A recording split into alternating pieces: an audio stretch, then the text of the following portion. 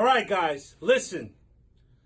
The only thing that matters if you subscribe right now or comment or whatever you're doing right now, go to the page. What's the name? Oh, go to the page right now. I was talking to my friend right there, the sexy Chauncey the Bear. You know what time it is. There's two of us, and there's two of them, right?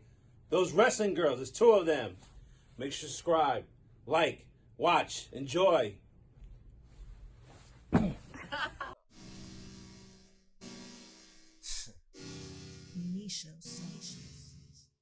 Queen P.R, Krista B, those wrestling girls, TWG, Black Excellence, making it effortless. Podcast bringing up women and wrestling. Let's go.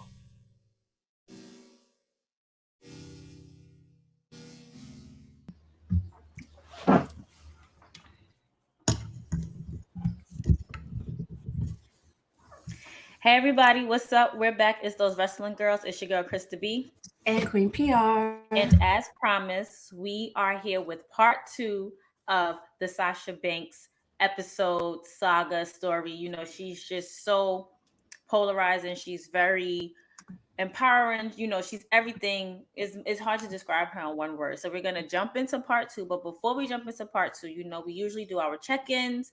So P, what's been going on with you? So many things. I'm not sure when this episode is going to be recording, but I am going to be releasing a podcast with Jersey Indie, and it's about female empowerment and Black love and Black women and basically everything that aligns with what our brand is about. So I'm really excited about that. I'm not sure of the release date, but it's going to be through Jersey Indie. Shout out to Sonia Schnee. And I'm really excited because it's like gives me another outlet to like talk to people about cool stuff, even though it's not about wrestling, but it's just like another avenue to like get to know people. And yeah, so just stay tuned for that. And then just, you know, I've been really like kind of focused on like the future and not kind of like what I didn't do this year so far and all that kind of stuff, and being like, okay, well, we're in the last quarter of the year. How can we like bring it, you know? So it's very exciting. That's dope. How are you, girl? Congrats on your new podcast venture. That's actually a dope thing.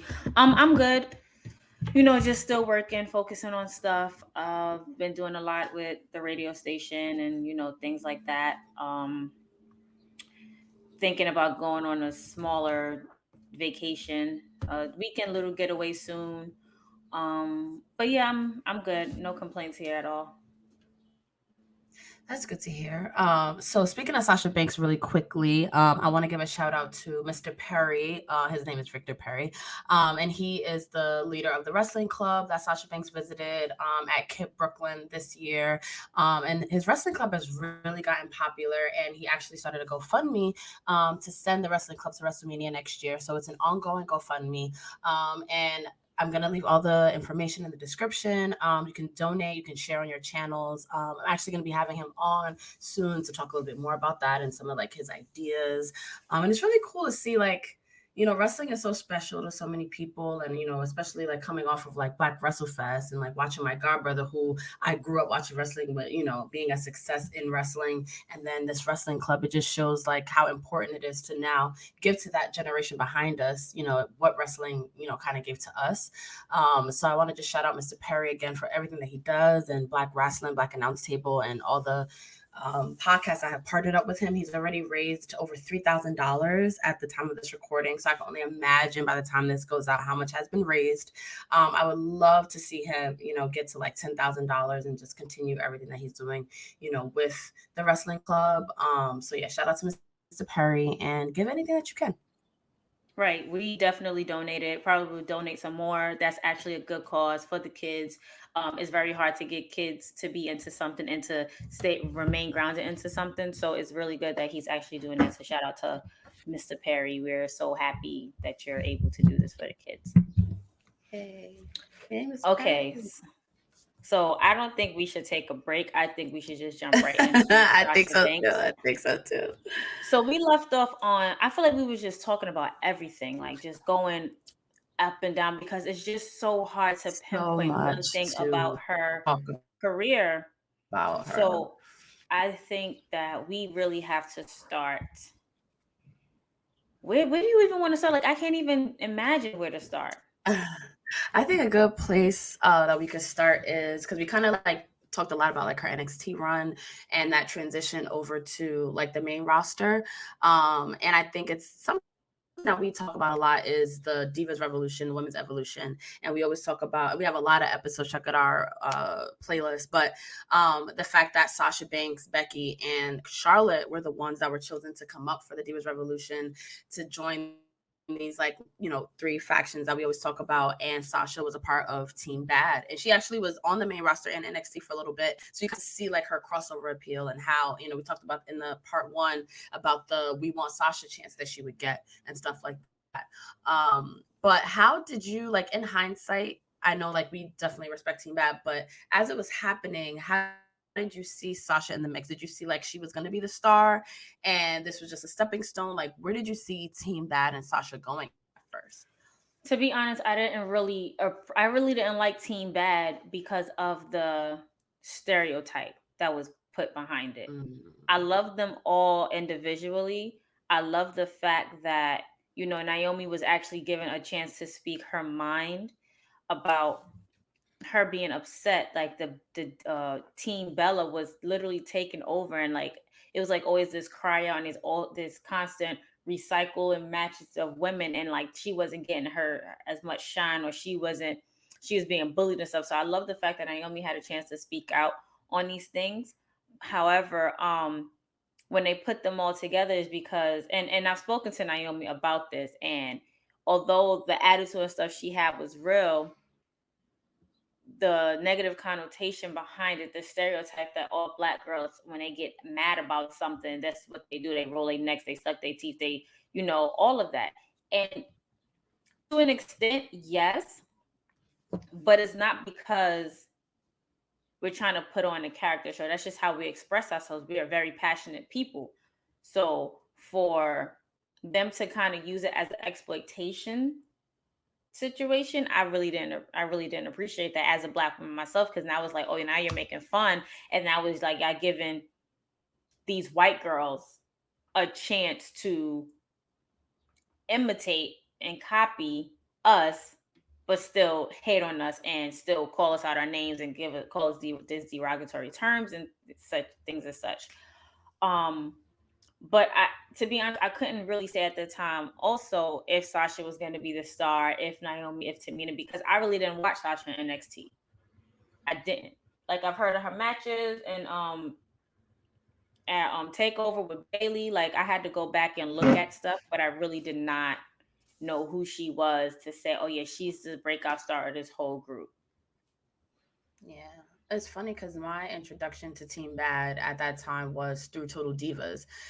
And I was hearing it from Naomi's perspective, where in the Bellatons, where they were saying like, things were changing in the business, and now like basically the standard of what it is to be a female wrestler in WWE was raised when Charlotte, Becky, and Sasha came to the main roster.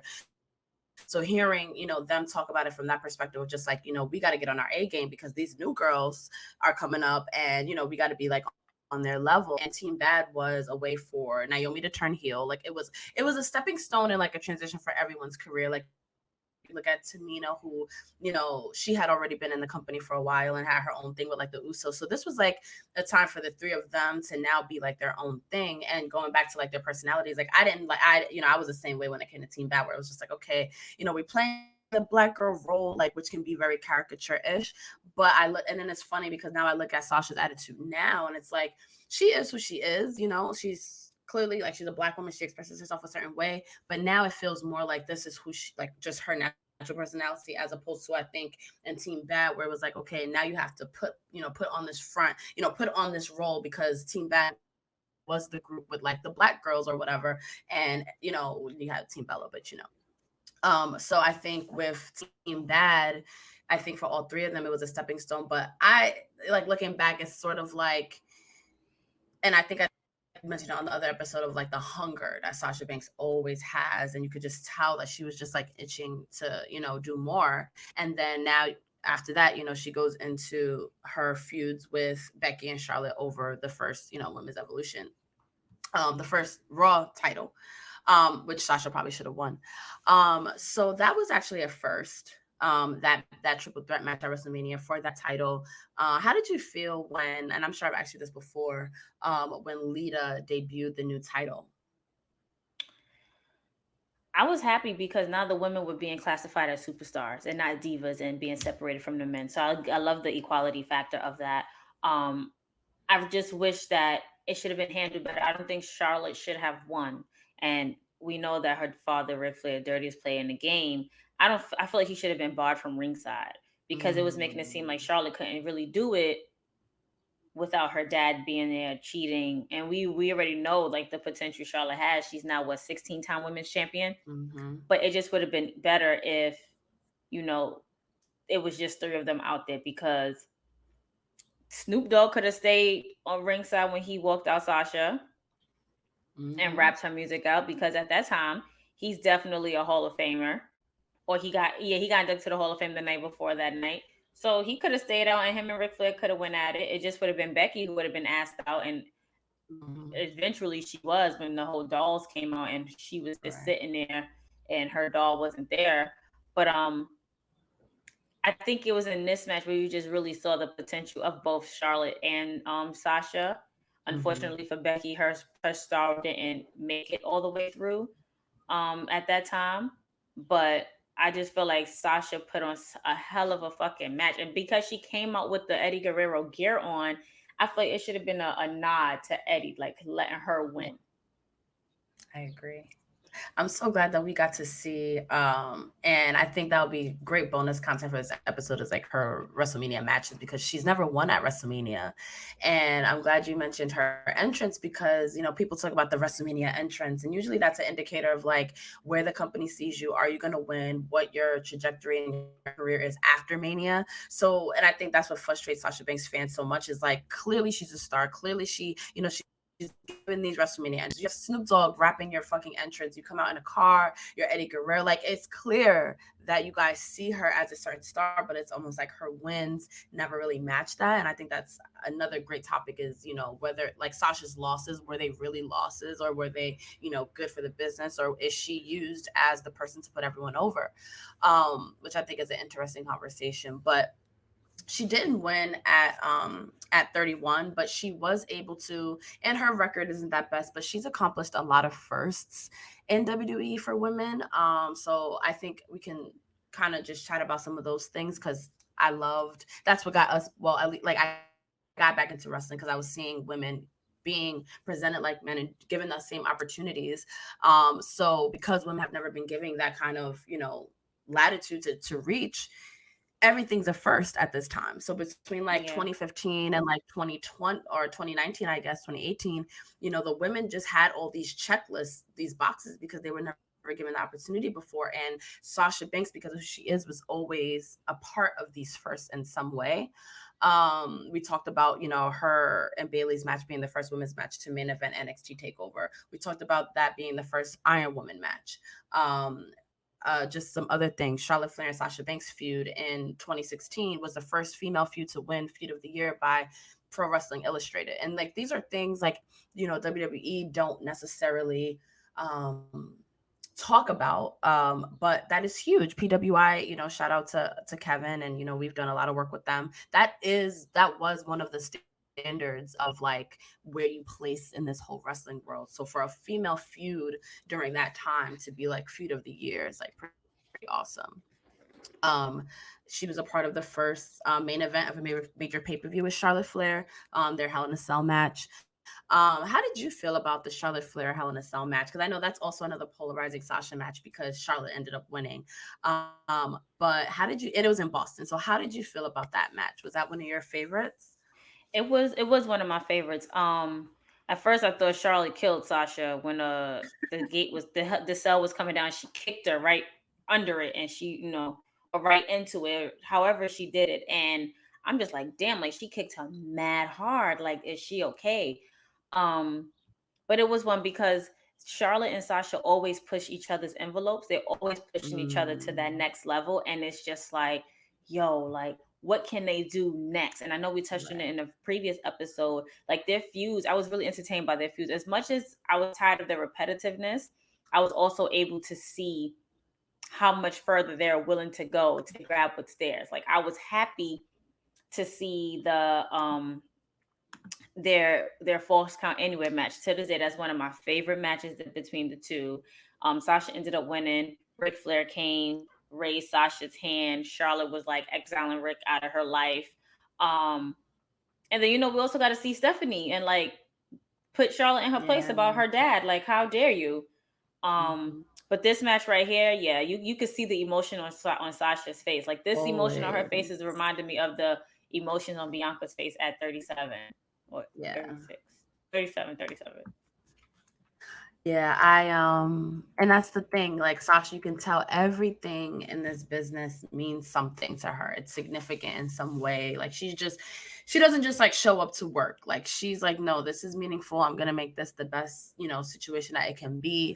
That match for me, like the Hell in a Cell match, is always kind of like, I think they did a little too much to me in the beginning. Like the whole like, before the cage even fell, like, Sasha might be going out on a stretcher. And I was like, I feel like they was like kind of like overbooked the story on that match in the beginning, especially for like Sasha not to win. And I always thought like the finish was kind of like womp womp. And I think that's just because we all kind of guessed and, all kind of knew and wanted Sasha Banks to win. She's also the only woman to be in all 3 Hell in a Cell matches. So she had one against Charlotte Flair. She had one Becky Lynch, which is honestly one of my favorite matches. Like they used spots that I had never even like seen before. I remember me and Latrice watching it like, oh shoot, like they really brought it. And another match that I was hoping Sasha won, because I was like, okay, well, this is the second Hell in a Cell match after Charlotte Flair, so maybe they'll finally let Sasha kind of redeem herself with the win. Didn't happen. But I did enjoy her Hell in a Cell with Becky Lynch a lot. That feud when she came back was dope. How'd you like it? I liked when she came back. When she came back after the Monday after SummerSlam, after her hiatus, after Mania 35, she had that hair, and I'm like, girl, like your wig, what is happening? Yo! And then when she debuted the blue hair, you can tell like, oh, she's all heel. Like she's not even trying to be a face. Like she's all heel. She's coming back for what's hers. She's literally gonna sit here and command everything that's hers. And that's what she did. Like she literally took no mercy on anybody when she came back. Sasha's like the best heel to ever do it. Like I feel like that should be her slogan when she's inducted in Hall of Fame. The best heel to ever do it. Yeah, because there's no other heel like Sasha Banks. Not at all. And I'm so glad that you said that, because her third Hell in a Cell match with Bayley, she was actually she was the face in the situation, because Bayley ended up turning on her, and that was her third match, and she won, and she became champion finally after that match with Bayley.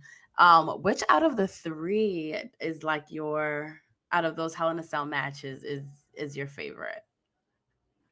That's hard, because being that she literally went against all the 4 horsewomen basically went against each other in a sense. Yeah. Like Sasha went against all of them.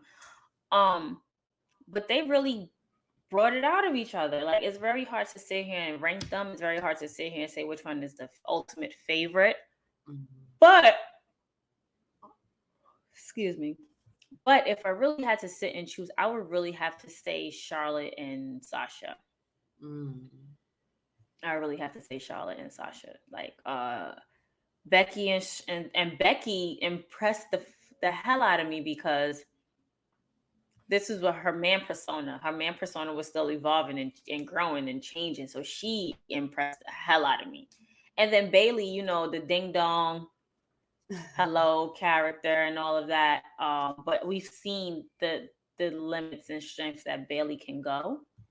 And they just all go. Like Sasha brings it out of them.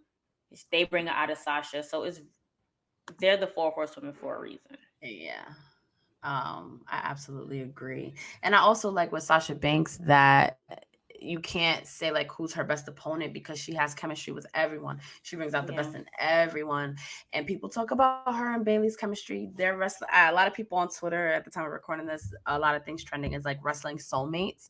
And clearly Sasha Banks and Bailey are wrestling soulmates. But I think the fact that we can talk about her chemistry with Charlotte just as much as we can talk about her chemistry with Becky, just as much as we could talk about her chemistry with Bailey, and them being a three horsewomen and her, holding that. I mean, who else to like spearhead these things but Sasha Banks? Her being number one in the first women's Royal Rumble. Like I remember getting Mm-hmm. goosebumps. Like the women getting the Royal Rumble for me was just like, oh shit, this is dope. Who, we didn't know what to expect, and then when her music hit, it was like, of course Sasha's gonna be the first one in this moment. Like, of course she is. Like, who Yeah. else could possibly have been the one to start it? And then in hindsight, seeing that it was her and Becky, number one and number two. And it's like, now in 2022, it's like they are kind of number one and number two. Or, it could be interchangeable as far as like the impact that they had at the time. Mm-hmm. So I like that a lot. I want to trying to pull up her at the Royal Rumble because she had her like uh Wonder Woman gear and like this gold jacket that I like absolutely loved. And she mixed it up with every single legend during that rumble. She She did. carried it, I think. Do you think she carried it? Should Becky have been number one? How did you feel about her performance? Because she was in it till the end, until the Bella Twins Ish. eliminated her. Until the Bella Twins eliminated her. I thought if I feel like if the Bella Twins didn't eliminate her and Oscar didn't eliminate Nikki, Sasha would have won. Mm, Sasha would have had her ticket to WrestleMania. I I really do can think so. I really do believe that. I could definitely see that.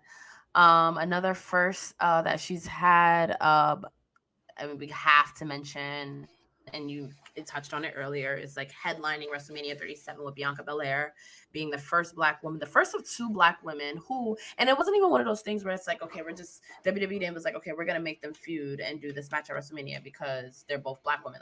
Like, it was no, these are two black women who are the best right now, who deserve to be the main event and have to be the main event, and they showed up and they showed out. And I think that's another occasion of, Sasha not winning and losing, but it working.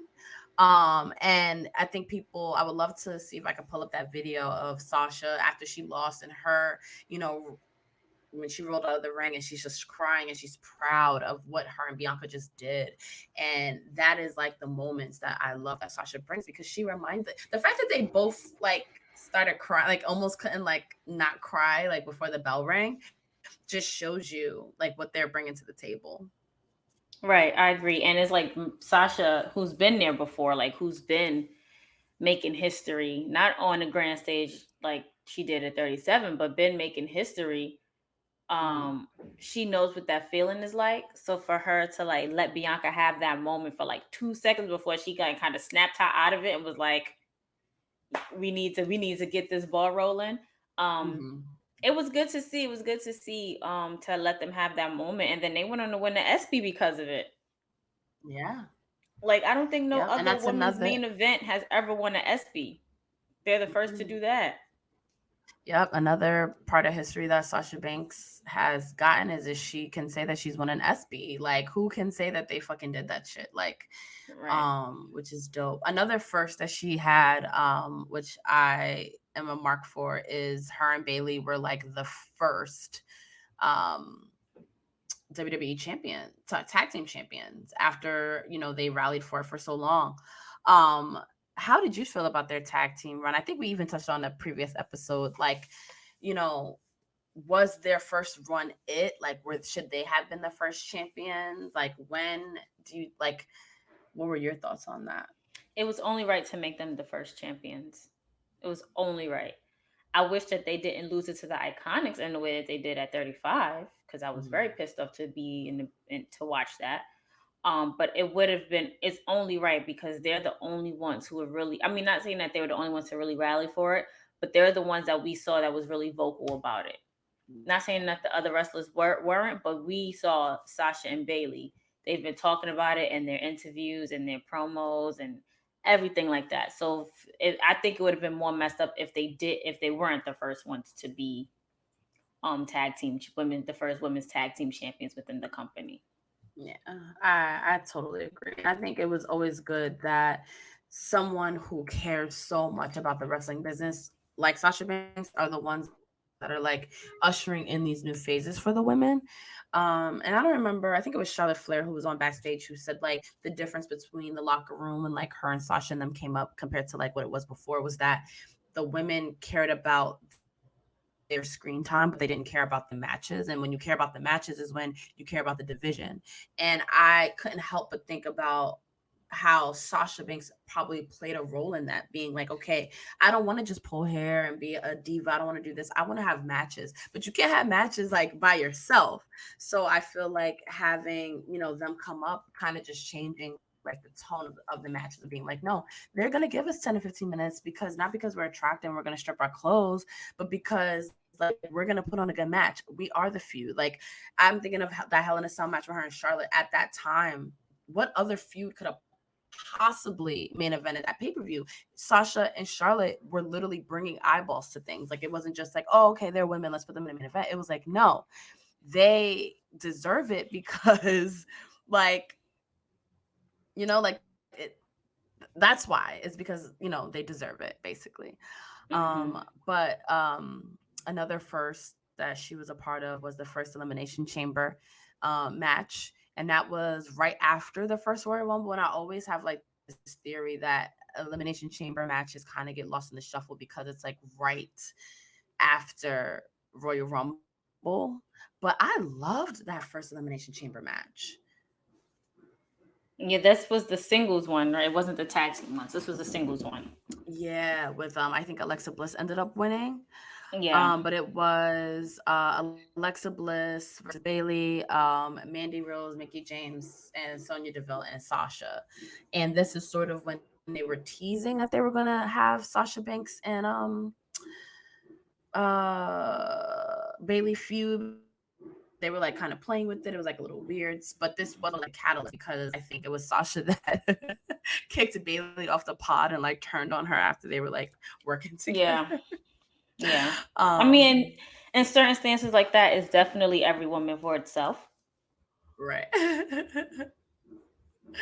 It's like, did you really expect Sasha Banks to like not? I'm looking at this picture, and all of these women are so different now. Like those are different women back then. Right. Those are different women back then. Seriously, Sasha no sorry. longer has this purple hair. Alexa, her hair I think is shorter. Bailey doesn't have the ponytail. Sonya Deville looking more like a snack. Mandy Rose Very is much women's like this. NXT champion. And Mickey James, she's doing her thing over on Impact. Like Yeah. these are completely Yo, she different really women. is. That's crazy. What was this, 5 years ago? Whew. Crazy, Time crazy flies when you're having fun. times. Yeah. And this is one of those other matches where Sasha Banks fans felt like she should have won. I definitely was one of those people because I was so tired of Alexa at this point. Although I really enjoyed her after her promo afterward was hilarious. Um, but so yeah, so first Elimination Chamber match. We have to bring up Alexa Bliss and her match at in Saudi Arabia and the history that they made. Yeah. How did you? So their WWE's partnership with the Middle East is very it's a polarizing topic. And it's not the best thing that they're doing, more morally because of everything that's going on. But you can't help appreciate that these women are still are inspiring women in countries where they're not empowered, where they are second citizens. They don't have options, they don't have choices. Things are changing, thankfully. But I think it's so cool that wrestling is bringing about this change in these countries, you know um seeing them say like, this is hope, this is hope and seeing like little girls in the crowd crying because they've never seen female athletes perform. And this is wrestling that is giving these opportunities, which I think is so special. And at the time, Alexa and Sasha were probably the most popular, and their feud was ongoing. And I can't wait to touch on their feud later on. But you can see in this photo, they're covered head to toe. They have no skin exposed, which is interesting because both Alexa Bliss and Sasha Banks are usually like, hot and shorts or whatever. and like crop top gear. So to see this, it was just an eye-opening experience to be able to witness. Like, you have these two women who are wrestling, and I think after this and WWE seeing that, the Saudi Arabia allowed for women to be Uber drivers and women to do more than just be that typical housewife staying home and you don't work and stuff. And I'm glad to see that WWE was able to. I'm sorry, something's in my eye. I'm glad to see that WWE was able to sit and set that precedent, like give people an eye-opening thing, like, oh, women are really good at doing this. Like, women are more capable than just for bearing children. Right. And I think it's funny, like WWE was going through their women's evolution at the same time, and now it's like they took it to other countries that actually like really need to be empowering women, which I thought was dope. And the after interviews, I can't help but tear up when I watch them because Sasha Banks understands the magnitude of what she just did for women in Saudi Arabia and the impact that she just had, and she can barely talk because she's so emotional. Crying, yeah. She's so emotional, and because there's a lot of times where she's supposed to be the heel, she has to like hold her emotions back. But there's times like that where you can't really hold your emotions back. Heels cry have too. To let it go, Yeah. That's a good quote. Heels cry too. Right. That's gonna be on our next shirt because I'm definitely the heel. So I love that. That's gonna be on. We're gonna have to write that down. Heels right? cry Oh man. too. If you guys have merch ideas, let us know. There's a partnership coming. I don't know where it'll be by the time this airs, but we definitely want your input on the merch designs for sure. I definitely want to do something that's like inspired by Sasha, because it's like, again, like she her passion for what she does has inspired me in so many ways, because she says the quotes like, be so good they can't ignore you, and like, give 100,000% and you will be the best because I am the best. And I'm like, you know what? I'm gonna take that I'm gonna be a boss in my everyday life. And I think that's why people love Sasha Banks so much. Is like, she might be a despicable heel sometimes, but you can still relate and get something like from her. I think this Heels Cries too should definitely be a part of the Sasha Banks collection because it's definitely inspired. A Sasha Banks collection? It's definitely inspired by that quote. Was definitely inspired by her. So, and those interviews that she's done, even like when she's a face, when her and Bailey won the tag team champions, it's just like they cried like, and Sasha's just coming off of this heel run or whatever, being with Bailey, like after she teamed up with Bailey, and it's just like she's still crying, still overcome with emotion. So, yep, heels cry too. Cry too. I love that quote, and it's so true. So I would love to start the next episode talking about that phase of her career when she had like the purple hair, where she was kind of like floating around. And then the rest of this episode, we can kind of just talk about that era of when she was feuding with Alexa Bliss, back and forth, Bailey, Charlotte, and like her Raw Championship run. So she's won the Raw Women's Championship 5 times. And the reason why that it's so polarizing is because when that title was introduced, it went back and forth between Charlotte and Sasha. And we got tired of playing ping pong. Right, for so many times. So the belt was introduced in 2016. Charlotte won. Then she dropped it to Sasha in July. I'm sorry. Yeah, she dropped it to Sasha in July. But then literally like not even a month and a half later, she drops it to Charlotte at SummerSlam in 2016. And then in October, she wins it on Raw. And you touched on a lot of those matches that were like iconic. Then she loses the belt in her hometown to Charlotte for the Hell in a Cell. Then she wins it again in the Falls Count Anywhere match. And then she drops it to Charlotte again. And then it goes to Bayley. And, Bayley's run with it is a whole nother story with Alexa Bliss. She drops it to Alexa Bliss. That's when Sasha and Alexa have their feud in 2017. And it's clear that they're trying to make Alexa Bliss a star. She just came over from SmackDown. She became the first Raw and SmackDown champion. And a lot of that feud with Alexa Bliss bothered me because it was clear to me that you guys understood that Sasha was a star and you guys were going to use her to sell tickets kind of thing. But y'all wanted to force Alexa Bliss on us as well. And I would never take away from Alexa Bliss's talent, but I did not like that feud. I didn't like her feud with Bayley at this time or with Sasha Banks. How did you feel about her chemistry with Alexa Bliss and also kind of the heat that they had and that whole legacy? I don't know. To be honest, I feel like at that time things with Alexa Bliss was just like a blur for me because I was just tired of seeing it. No chances of being given to other women. Where's Becky at this time? Where's, I got tired of seeing Charlotte, but where were the other women? So at this time, anything that had Alexa Bliss written on it after she became both Raw and SmackDown Women's Champion, everything was just like a blur, and I was like, all right, whatever.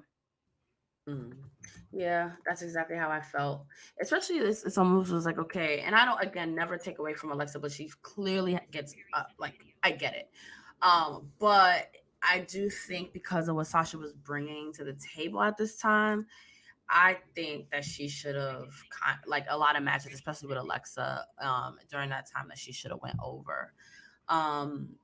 So another thing that people don't like about that run with Raw, with her Raw Women's Champion, is she's had the least. Her combined time of being a champion at the time of that was less than people that held the title fewer times. So people always say Sasha Banks always kind of gets like the raw end of the stick because she's so good, because she can put people over. But I think the time of her Raw Championship run, it was a new time where the women were. She definitely put them on that pedestal at that time. And I think that's a good place to sort of, end off sort of in that 2017 era, because this is when I started getting back into it again. And this is when she sort of, her hair color changes again, and we get into a new phase of her career of the 2018 and Ronda Rousey and all that kind of stuff. And then her walkout in WrestleMania 35.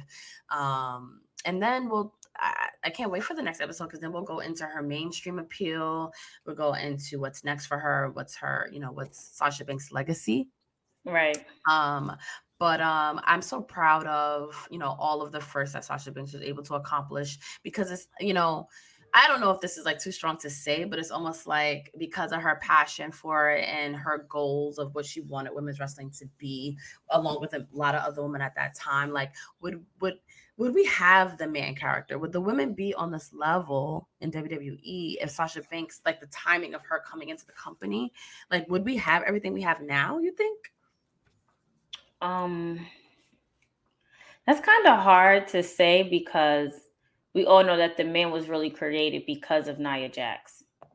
And Nia Jax is already her own entity. So we can't say what we have the man character if Sasha Banks didn't, I feel like because Sasha Banks was just so cutthroat and really standing in what she owned and standing in what she wanted, it gave women a push to stand with her, stand across from her in the ring, to be saying, oh, I want this, I want that. So, yeah, I do feel like Sasha's role in wrestling has played a part in women's wrestling, and but I can't sit here and say we have the man because of Sasha, like that I wouldn't say that. Yeah. And I didn't mean like the man per se. I just meant like, would women even have that platform or that stage to for the man to be a thing, for Nia Jax to be a thing, if it wasn't for Sasha. Because I'm even thinking the role that Sasha Banks played in Nia Jax coming up, because their feud is actually, I feel, very underrated. And then when I, asked on Twitter, like, what are some, sleeper Sasha Banks matches that like people don't talk about, and a lot of people bring up a qualification match between her and Nia. And I think with the size component and with Sasha Banks being like inspired by Eddie Guerrero, her having that dynamic with Nia Jax, I think really helped Nia Jax get to the point that she is, because right after that, Alexa Bliss entered a championship feud with Nia Jax at the time. So just seeing like, her, because I think about it like this, and I forgot who I was talking about it, where like the Divas Championship belt, like I can't see Sasha Banks holding that belt. Like it just doesn't seem like she was so ready to elevate that evolution. Like she was so ready to elevate what women can do in the ring. That to me, that Divas belt looks like a toy for Sasha. Like, no, she was a superstar, and her goal was to be a superstar. And she was like, you know what? I fuck that pulling hair shit. I want to wrestle. Train me like a man. Train me like the men. I want to do that. So then having, just seeing like looking at this photo, first of all, she looks like she's so young, and you could tell she's like just starting out, but you can almost just feel the pride that she has, like holding that title. And it was like I couldn't see her doing anything less. Yeah. I agree. Which is like really really exciting, really inspiring. And it's, who knows where Sasha Banks as far as wrestling will be when this comes out, but I think it's still exciting because she always just brings like everything to everything that she does. So I'm really excited to see what's next. I'm excited to cover another phase of her career in WWE in the next episode.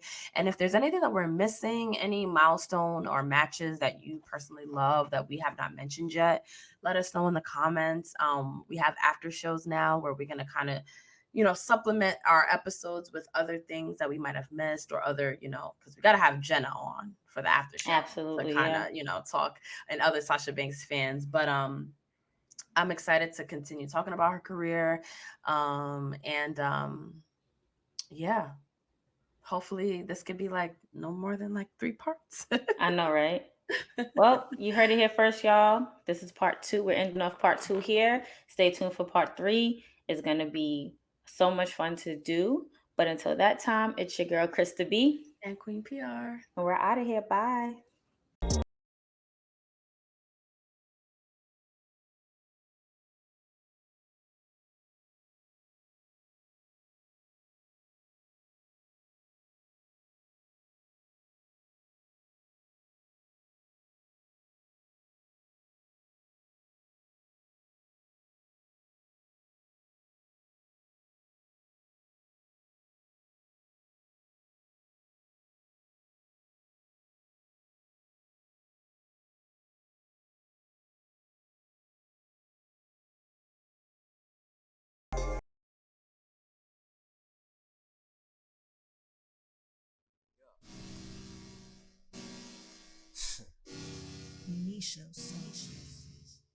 Queen P.R, Krista B, those wrestling girls, TWG, Black excellence, making it effortless. Podcast bringing up women and wrestling. Let's go.